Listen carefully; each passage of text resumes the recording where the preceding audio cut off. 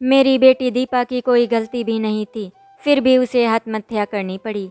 मैंने तो कभी सपने में भी नहीं सोचा था कि मेरी बेटी दीपा मुझे छोड़कर चली जाएगी। बेटी का माँ बाप होना इतना आसान नहीं होता। अरे राजेश्वरी, ये देखो, कुसुमगढ़ से चाचा जी का निमंत्रण आया है। लिखा है उनकी बेटी सुगंधा की शादी तय हो गई है। जल्दी आओ, देखो इसे। मेरे पति देव ने आंगन से मुझे आवाज़ लगाई। मैं रसोई से भागी भागी आई। बधाई हो दीपा, रोमी के पिताजी, बहुत बहुत बधाई हो। शादी अगले हफ्ते की है सुना है। लड़का उनके पास ही के गांव का है और शहर में नौकरी करता है। मेरे पति इस बात से काफ़ी खुश थे। उनकी आवाज़ सुनकर दीपा और रोमी भी भागी चली आई। उस समय वे पास ही के स्कूल में पढ़ती थी। दीपा 10 कक्षा में और रोमी कक्षा 8 की छात्रा थी। पिताजी पिताजी, सुगंधा बुआ की शादी तय हो गई। अब तो शादी में जाने के लिए हमें भी नए नए कपड़े चाहिए। दोनों बच्चियां उत्साह आनंद में झूम रही थी, पर पिताजी तो बस निमंत्रण पत्र को ही निहारे जा रहे थे। 8 बज गए हैं, तुम दोनों के स्कूल नहीं जाना क्या? चलो जल्दी से तैयार हो जाओ, मैंने उन्हें प्यार से डांटा। दोनों फटाफट तैयार होने चली गईं। सुनिए, सुगंधा चाचा जी की इकलौती बेटी है। वे चाहेंगे कि शादी धूमधाम से हो। आप भी तो भाई हैं, मेहमान बनकर थोड़ी जाएंगे। शादी की तैयारी में हाथ बटाना होगा। उसके लिए जल्दी जाना पड़ेगा और बच्चों के लिए कपड़े भी बनवाने होंगे। 1 सप्ताह का समय कम है। क्या हम सब आजकल में कुछ खरीदारी के लिए जा सकते हैं? मैंने पतिदेव से पूछा।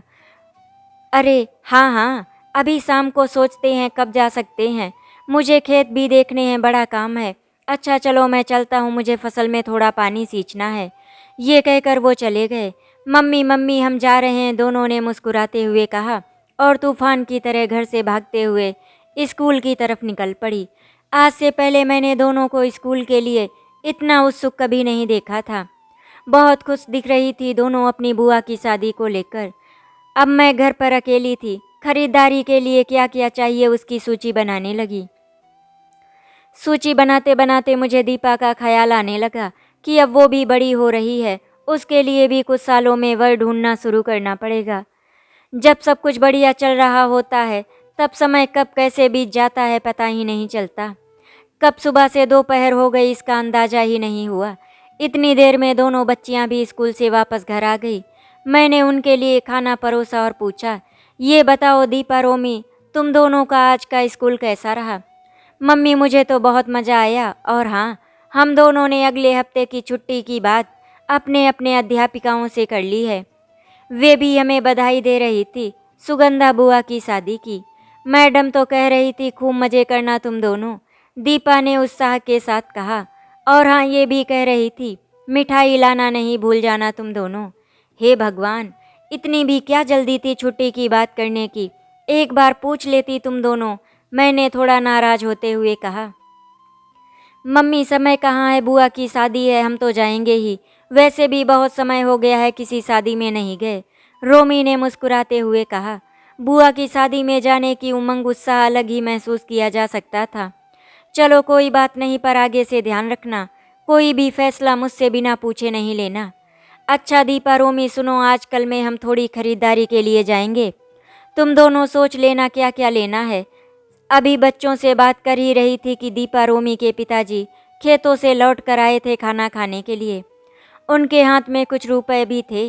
अरे राजेश्वरी, दोनों बच्चों को शाम को तैयार कर लो। सहकारी बैंक से कुछ पैसे लाया हूँ, शाम को बाजार से सामान ले आते हैं, जो लेना हो ले लेना।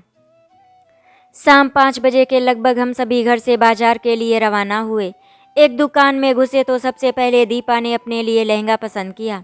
मम्मी मम्मी, मुझे भी दीपा दीदी जैसा ही लहंगा दिला दो, रोमी ने राजेश्वरी की साड़ी का पल्लू खींचते हुए कहा। हाँ हाँ ले लो, और बालों के लिए क्लिप और सैंडल भी ले लो। उसकी चमकीली आंखों को देखकर मैंने पति को देखा, वो मुस्कुराने लगे। आखिर हाँ, कैसे नहीं करते, अपनी दोनों बच्चियों को बहुत प्यार जो करते हैं, और दोनों ही लाडली भी थी उनकी। बच्चियों की जिद हमेशा पूरी करते। मैं कितना भी मना करती रहूं, दोनों लड़कियों ने अपना अपना लहंगा पसंद किया। दीपा ने नीले रंग का और रोमी ने लाल रंग का। उनसे मिलते जुलते जूते भी खरीद लिए। अरे तुम भी कोई साड़ी खरीद लो, मेरे पति ने कुछ शरारत से मुस्कुराते हुए कहा। मैंने हाँ में सिर हिलाते हुए हामी भर दी। आप भी अपने लिए कुछ कपड़े देख लो, नहीं तो लोग क्या कहेंगे कि दुल्हन के भाई के कपड़ों से यूरिया की गंध आ रही है। मैंने चुहल करते हुए कहा। वे हंस पड़े, कहने लगे, कौन सी रोज रोज शादी आती है, हम सभी नए कपड़े लेंगे। बस ऐसे ही खरीदारी करके हम घर वापस आ गए। खाना खाया, बच्चों की आंखों में थकान से गहरी नींद थी। दोनों अपने कपड़े संभाल कर बिस्तर पर पड़ती ही कब नींद के आगोश में चली गई पता ही नहीं चला। हम दोनों भी रात काफ़ी देर तक बात करते रहे और कब आंख लग गई पता ही नहीं चला। बस इसी उत्साह में कब सप्ताह बीत गया पता ही नहीं चला। वो दिन भी आ गया जिसका बेसब्री से इंतजार था। अब हमें वहाँ के लिए रवाना होना था। हम बस अड्डे आ गए थे। दोनों बच्चों ने खिड़कियों वाली सीट चुनी थी। मैं, दीपा के और रोमी अपने पिता के साथ बैठ गई। शीतलपुर से कुसुमगढ़ का रास्ता लगभग 8 घंटे का था। बस में बैठे बैठे मेरी कब आंख लग गई मुझे पता ही नहीं चला। बस रास्ते में कुछ देर के लिए रुकी तो हमने चाय पी, वापस अपनी अपनी सीटों पर आ गए। रोमी के पिताजी ने मुझे उठाया। उठो राजेश्वरी, कुसुमगढ़ आ गया है। हमने अपना सामान उठाया और उतर गए। रिक्शा पकड़कर चाचा जी के घर आ गए। सभी ने गर्मजोशी से हमारा स्वागत किया। घर का माहौल काफ़ी खुशनुमा और उल्लास का था। सामान रखा, फिर चाय आदि पीकर हम भी शादी की तैयारियों में हाथ बटाने लगे। बच्चियां घर में अपने हम उम्र बच्चों के साथ मस्ती थी। रात को संगीत था, मेहंदी थी। दोनों बच्चियां खूब खुश, दोनों संगीत पर खूब नाची, बहुत ही खूबसूरत लग रही थी। रोमी ने तो ढोलक भी बजाने की कोशिश की। एक माँ की नज़र से मुझे अपनी दोनों बच्चियां बहुत सुंदर लग रही थी। औरतें रोमी को देखकर हंस रही थी। बहुत अच्छी शाम थी। अगले दिन शादी बारात आने वाली थी। सभी रस्में निभाकर दूल्हा दुल्हन मंच पर थे। शायद जयमाला का समय था। मंच पर दोनों परिवार के सदस्यों की काफ़ी भीड़ थी। सभी जयमाला का दृश्य देखने के इच्छुक। उन्होंने रोमी को अपने कंधे पर चढ़ा लिया। पिताजी, बुआ जी कितनी सुंदर लग रही हैं। हाँ बेटा, एक दिन तुम्हारी भी शादी होगी। देखना, तुम्हारी शादी इससे भी ज़्यादा धूमधाम से करूँगा। उन्होंने रोमी के कान में कहा। पिताजी, क्या मेरी शादी में भी बुआ जी की शादी की तरह पटाखे होंगे? रोमी ने पिताजी से कहा। हाँ बच्चे, पटाखे भी होंगे और फूलों की सजावट भी होगी। तब तक तो मेरी रोमी काफ़ी बड़ी हो चुकी होगी, पिताजी ने हंसते हुए कहा। नन्ही सी गुड़िया शर्मा गई। पिताजी, मेरी शादी पर बुआ से अच्छा लहंगा दिलवाना। हाँ बेटा, ज़रूर। मैंने महसूस किया रोमी के पिताजी की आंखें कुछ नम थी। शायद इसीलिए कि बच्चे कितना जल्दी बड़े हो जाते हैं और खुद के फैसले भी लेने लायक। उनकी आंखें नम देखकर मेरी भी आंखें भर आई। जयमाला के बाद खाना हुआ और अब फेरे की रस्में शुरू होने वाली थी। पंडित जी मंत्र पढ़ने लगे।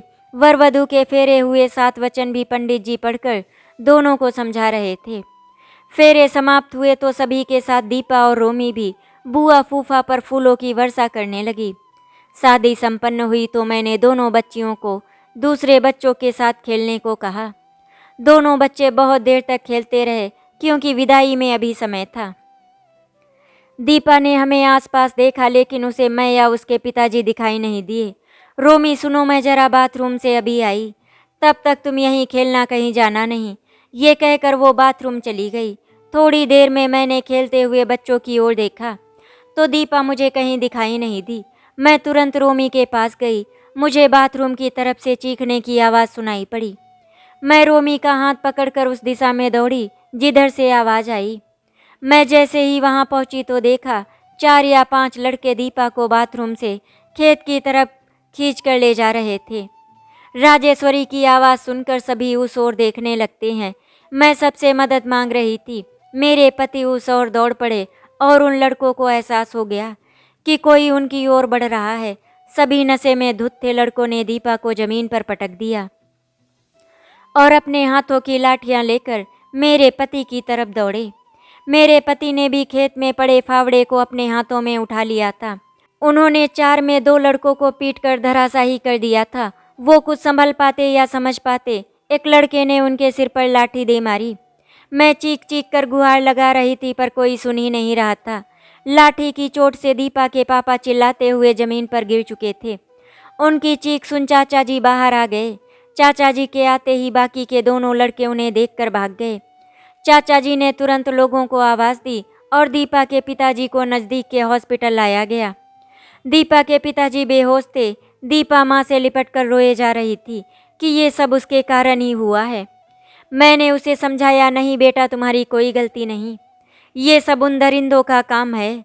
तभी डॉक्टर साहब कमरे से बाहर आकर बोले, राजेश्वरी जी, आपके पति को होश आ गया है। वो ठीक तो है ना डॉक्टर साहब? वो बोले, आप मिल लीजिए, उन्हें लकवा मार गया है, खतरे से बाहर हैं। ये सुनकर मैं तुरंत पति के वार्ड की तरफ भागी।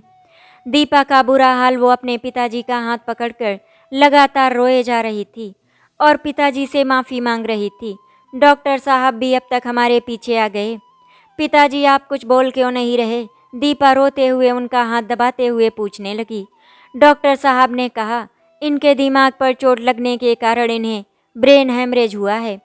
ये अब कभी बोल नहीं पाएंगे, ना ही ये अब चल पाएंगे, पर आप लोगों की बात जरूर सुन सकेंगे। ये बात सुनकर हम सभी रोने लगे। जैसे तैसे कुछ दिनों के बाद मेरे पति का डिस्चार्ज करा लिया गया। अस्पताल सरकारी था और चाचा जी का काफ़ी रसूख था, इसीलिए उन्होंने मेरे पति के लिए व्हील चेयर का इंतजाम भी करा दिया। हम इन्हें लेकर चाचा जी के घर आ गए। वहाँ सुगंधा और उसके पति विकास अभी भी वहाँ मौजूद थे। सभी काफ़ी दुखी थे, दोनों ही माफ़ी मांग रहे थे, पर मैं इस हादसे से बेहद टूट गई और कुछ बोल भी नहीं पा रही थी। तभी चाचा जी की आवाज़ आई, बेटा राजेश्वरी, तुम जब तक चाहो यहाँ रहो। पर मेरा मन नहीं था, मैं और रुकना नहीं चाहती थी।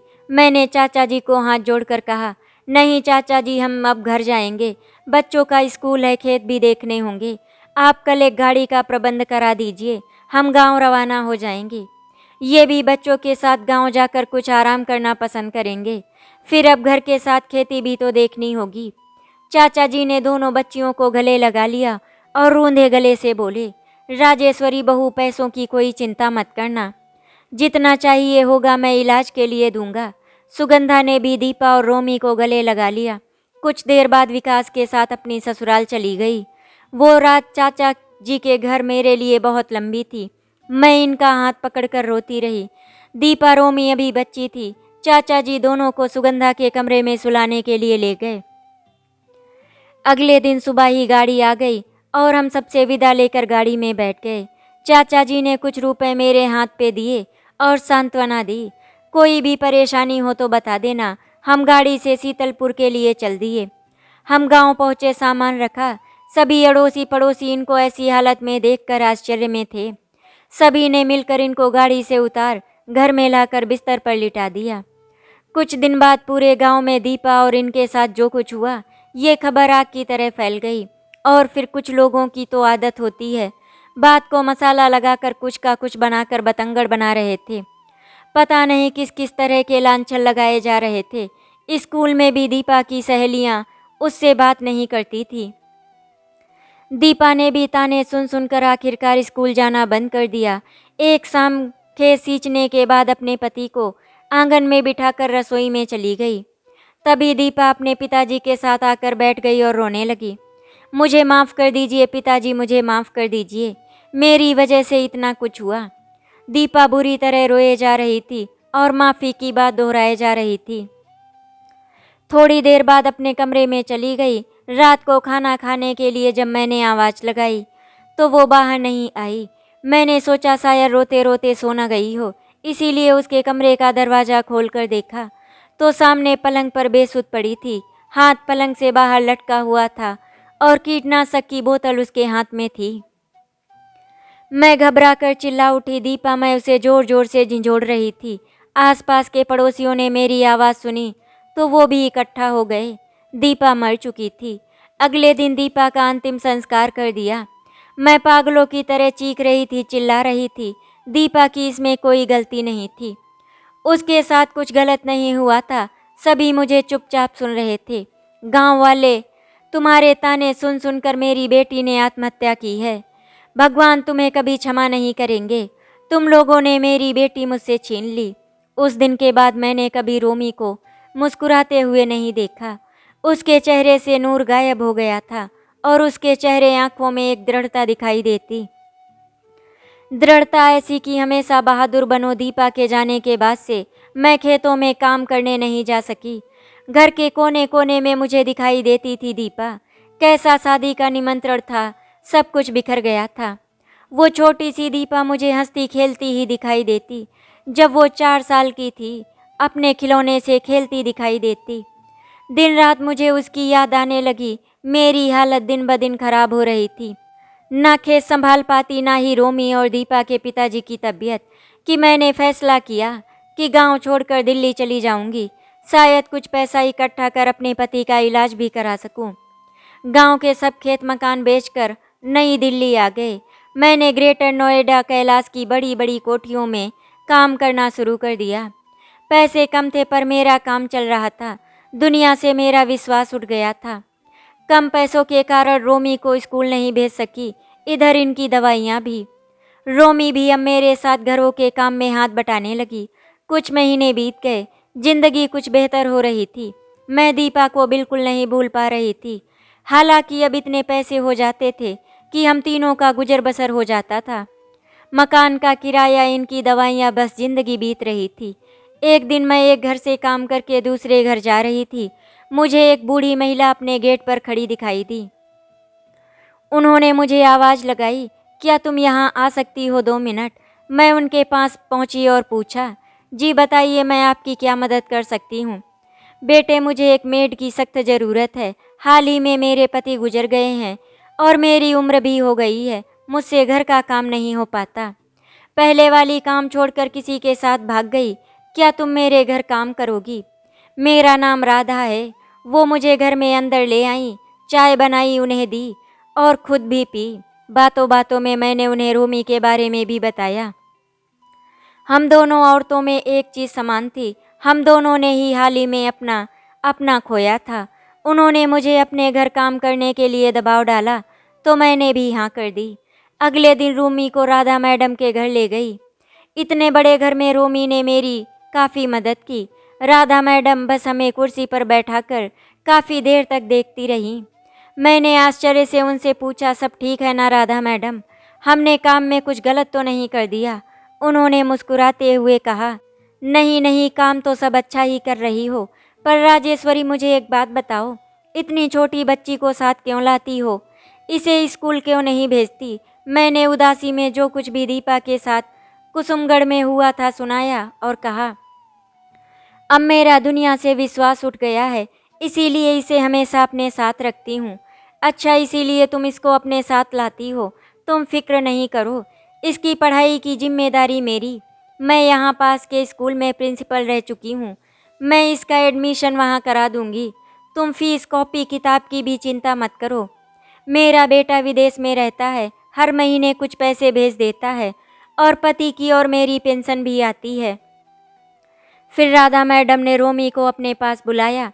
बेटा, तुम बताओ, क्या नाम है तुम्हारा? जी मैम, मेरा नाम रोमी है, रोमी ने जवाब दिया। रोमी, ये तो बड़ा प्यारा नाम है, क्या तुम इसका मतलब जानती हो? उन्होंने रोमी से पूछा। जी मैम, इसका मतलब होता है चमक, रोमी ने जवाब दिया। बस तुमको भी अपने नाम की तरह चमकना है। खूब पढ़ो लिखो और माता पिता का नाम रोशन करो। चाहो तो मेरे पास रह सकती हो रोमी, राधा मैडम ने रोमी को पास बैठाकर कहा। पर लड़के होंगे उस स्कूल में? मैंने उनसे पूछा। तुम कोई फिक्र मत करो, वो गर्ल्स स्कूल है, केवल लड़कियां ही हैं और लड़कियों को आत्मसुरक्षा यानी सेल्फ डिफेंस भी सिखाया जाता है। रोमी को थोड़ा दुनिया के साथ मिलने जुलने दो, ऐसे ये ज़्यादा बहादुर बनेगी। थैंक यू मैम, रोमी ने राधा मैडम से कहा।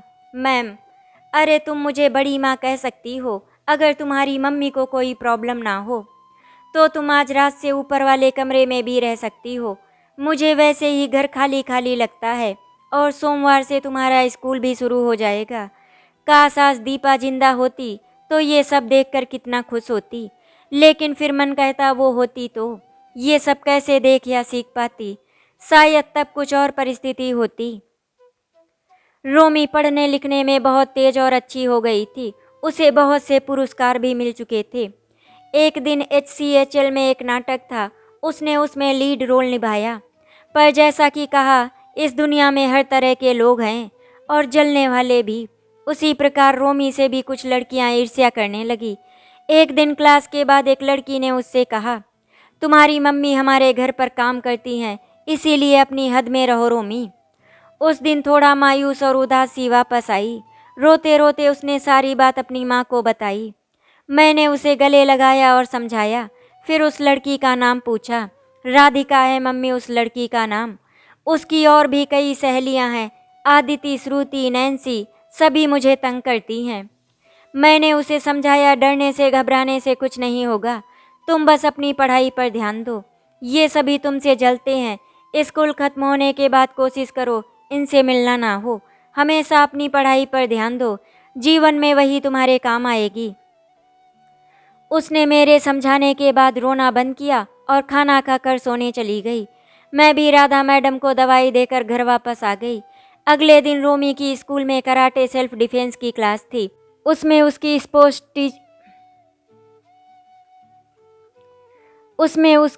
स्पोर्ट्स टीचर ने लड़कियों के दो दो ग्रुप बना दिए और सेल्फ डिफेंस की क्लास शुरू की। बेचारी रोमी को राधिका के साथ प्रैक्टिस करनी पड़ी।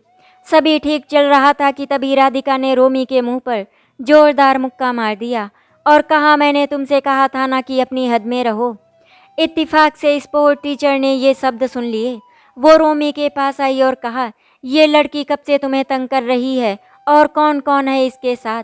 डरो मत, मुझे सबके नाम बताओ। स्पोर्ट्स टीचर ने थोड़ा आवाज़ ऊंची कर कहा। रोमी ने घबराकर सभी के नाम बता दिए। स्पोर्ट्स टीचर ने उन सभी लड़कियों को कॉल किया और अगले महीने फेयरवेल पार्टी में आप नहीं जा सकती। फिर उन्होंने कहा, मैं प्रिंसिपल को भी बता दूंगी और तुम्हारे माता पिता को भी बुलाऊंगी। ये रवैया स्कूल के नियमों के खिलाफ है। उसके बाद राधिका ने रोमी को तंग नहीं किया, लेकिन वे जरूर कोई न कोई षड्यंत्र रच रही होंगी, मैं जानती थी। 1-2 हफ्ते बीत गए, मुझे रोमी खुश दिखने लगी थी। स्कूल में वो सभी लड़कियां कोने में बैठकर बातें करती रहती। अरे अदिति, श्रुति और नैन्सी, हमारी फेयरवेल इस गवार गांव वाली लड़की की वजह से खराब हो गई। क्या हम अपनी खुद की फेयरवेल करें? राधिका ने अपनी सहेलियों से कहा। मेरे पास इससे बढ़िया आइडिया है, क्यों ना हम अपने बॉयफ्रेंड्स के साथ जहां रोमी रहती है वहां से थोड़े पैसे चुरा लाएं।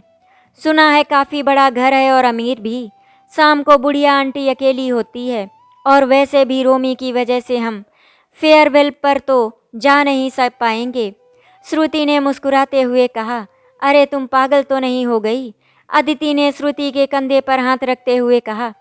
तुम्हें पता है अगर पकड़े गए तो पुलिस केस बन जाएगा और मेरे मम्मी पापा तो मुझे मार ही डालेंगे। अरे नहीं अदिति, ये सच में बहुत अच्छा आइडिया है। रोमी की वजह से हमारी फेयरवेल खराब हुई, दूसरे बेइज्जती अलग, उसकी भरपाई तो करनी ही पड़ेगी। हम चोरी करने तब जाएंगे जब रोमी शाम को स्कूल फेयरवेल में के लिए आई होगी। याद रहे सभी अपने अपने बॉयफ्रेंड के साथ आना। और बात रही पुलिस की तो वो भूल जाओ। घर में जो बुढ़िया आंटी है उन्हें लगेगा कि घर में चोरी रोमी ने की है। हमारा बदला इसी से पूरा हो जाएगा। बस तय रहा, राधिका ने उत्सुकता के साथ कहा। फेयरवेल को 4 दिन बचे थे। राधा मैडम ने रोमी के लिए पासी के मॉल से एक सुंदर सी सफ़ेद ड्रेस दिलवा दी।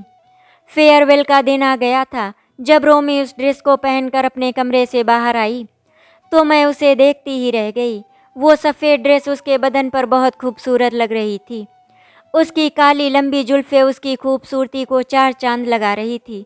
जब रोमी स्कूल पहुंची तो लड़कियां उसे देखती रह गई। कई लड़कियां उसकी ड्रेस छू छू कर देखने लगी, पूछने लगी कहाँ से लेकर आई। रोमी की बहुत सारी सहेलियां बन गई थी। रोमी ने अपनी नई सहेलियों के साथ खूब मज़े किए। शाम के 5 बज चुके थे। फेयरवेल खत्म होने का समय था। तभी अचानक रोमी को ख्याल आया कि बड़ी माँ को दवाई देने का समय है। वो उसी समय फेयरवेल की पार्टी छोड़कर घर की तरफ चल पड़ी। उसी शाम राजेश्वरी को भी यही ख्याल आया कि राधा मैडम को दवाई देने का समय है और रोमी तो स्कूल की फेयरवेल में गई होगी। यही सोचकर मैं भी राधा मैडम के घर की तरफ चल दी। रोमी मुझसे पहले ही वहाँ पहुँच चुकी थी। अरे रोमी बेटा, तुम्हारी तो फेयरवेल थी ना, तुम कैसे वापस आई? रोमी ने कहा। बड़ी माँ, आपको दवाई देनी थी ना। अरे मेरा बच्चा मेरी दवाई की वजह से वापस आ गया। एक दिन की बात थी, मैं खुद ले लेती। राधा मैडम ने रोमी को गले से लगा लिया। अरे बड़ी माँ, कोई नहीं, आप मेरे लिए इतना कुछ करती हैं, फिर आप मुझे बेटी मानती हैं तो बेटी का भी फर्ज है कि वो अपनी माँ का ध्यान रखे। चलिए चलिए, मुंह खोलिए और दवा लीजिए। राधा मैडम की आंखों से 2 बूंद आंसू की टपक गई। रोमी ने अपने हथेलियों से उनके गालों पर लुढ़क आए आंसुओं को पोंछ दिया। दोनों एक दूसरे को देख मुस्कुराए। तब तक मैं भी पहुंच गई। दोनों ने मुझे आते देख एक साथ बोले, लो ये भी आ गई।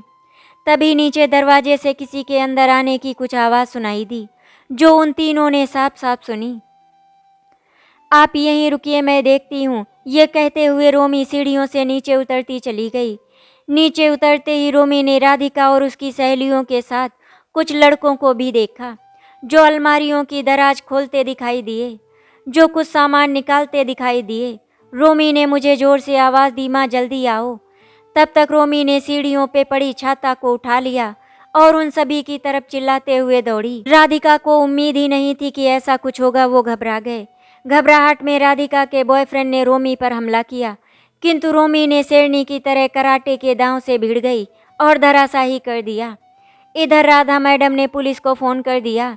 तभी एक लड़के ने किचन से चाकू उठा लिया और रोमी पर झपटते हुए वो चाकू रोमी के पेट में घुसेड़ दिया।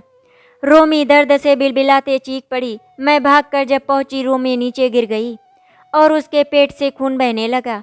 उसकी सफ़ेद ड्रेस खून से लाल हो गई थी। मैंने फटाफट रोमी को उठाया, वहीं पास के सोफे पर लिटा दिया।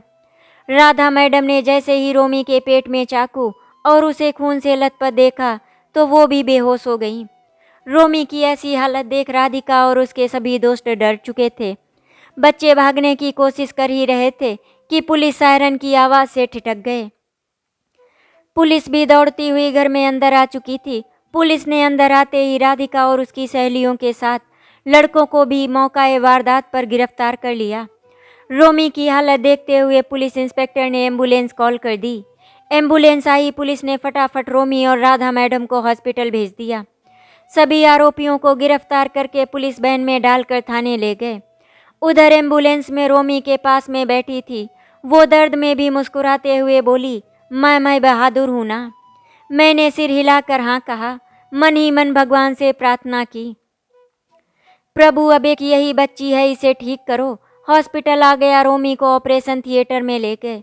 करीब 2 घंटे के बाद डॉक्टर ने बताया, रोमी अब खतरे से बाहर है, आप लोग उससे मिल सकते हैं। पीछे खड़ी महिला इंस्पेक्टर शशि राठौर ने डॉक्टर से पूछा, क्या मैं रोमी के बयान ले सकती हूँ डॉक्टर? डॉक्टर ने हाँ में सिर हिला दिया। इंस्पेक्टर राठौर ने रोमी के सर पर प्यार से हाथ फेरते हुए मुस्कुराते हुए कहा, कैसी हो बहादुर लड़की? रोमी ने मुस्कुराकर कहा, ठीक हूँ मैडम।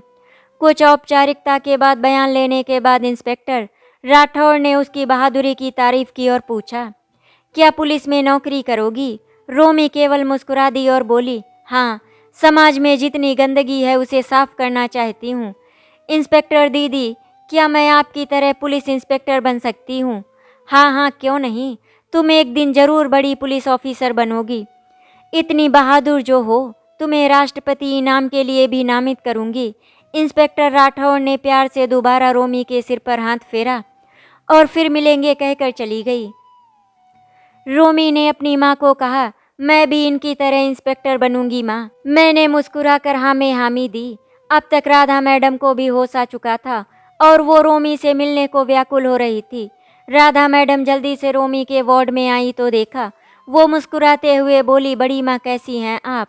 राधा मैडम रो रही थी, कह रही थी, रोमी मेरे कारण बेटा तुझे कुछ हो जाता तो तेरी माँ को क्या मुँह दिखाती? उसके साथ पहले ही बहुत छीना जा चुका है। तुझे कुछ हो जाता तो खुद को कभी माफ़ नहीं कर पाती। दोनों माँ की आंखों में आंसू थे। रोमी, तुझ में हिम्मत कहाँ से आई बेटा? डर नहीं लगा तुमको?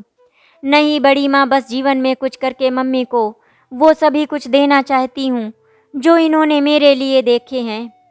सुबह के अखबारों में रोमी की बहादुरी की खबर छपी थी और 2 महीने बाद गणतंत्र दिवस पर उद्घोषणा हुई कि रोमी को राष्ट्रपति अवार्ड दिया जाएगा और सचमुच मेरा सर गर्व से ऊंचा हो गया। जब रोमी ने पुरस्कार मिलने पर उस पुरस्कार को बड़ी माँ के गले में डाल दिया। कुछ समय बाद सब ठीक हो गया और रोमी ने ग्रेजुएशन के बाद आईपीएस की तैयारी शुरू कर दी। आज रोमी एक आईपीएस पुलिस अधिकारी के रूप में सुपरिंटेंडेंट ऑफ पुलिस है और लड़कियों के लिए बड़ी प्रेरणा। मेरी दीपा के साथ जो भी हुआ था उसे कभी भुलाया नहीं जा सकता। उसकी यादें हमारे दिल से कभी नहीं जा सकती। आशा करती हूँ आपको हमारी कहानी अच्छी लगी होगी। अगर आपको हमारी कहानी अच्छी लगी तो वीडियो को लाइक एंड शेयर करें, चैनल को सब्सक्राइब करें। वीडियो देखने के लिए आपका धन्यवाद।